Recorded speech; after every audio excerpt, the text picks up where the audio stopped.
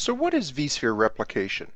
vSphere Replication is a service that allows you to hot sync a running VM to a copy that is maintained on another ESXi host. Now that other ESXi host can be an ESXi host within the same vCenter server environment, or we can replicate to an ESXi host in another vCenter server environment running its own vSphere Replication appliance.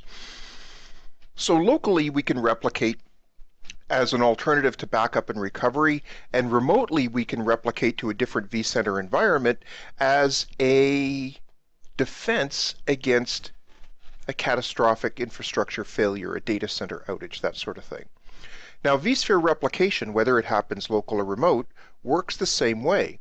Periodically, the VM is snapshotted and all updated disk blocks, in other words, all disk blocks in the source VM that have changed since the last synchronization point, are simply copied over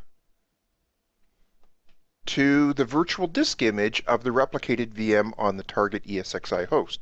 And as we'll see, I can set the synchronization period from as little to once every 15 minutes to as long as once every 24 hours. And the purpose of vSphere replication is rapid VM recovery. So here's the point. If I have vSphere replication running on a VM and that VM experiences some kind of catastrophic failure, and that could be severe data corruption, it could be a loss of the VM's virtual disk image due to a storage failure, it could be an entire data center outage. It doesn't matter why the VM failed. What I can do is I can go to the recovery site and I can simply restore the VM, and I can quite often restore it faster than I could restore the VM from backup. This is especially the case if my infrastructure's failed, my SAN, my data center, that sort of thing, so that restoring from backup isn't an option because the systems that I would normally restore on have failed.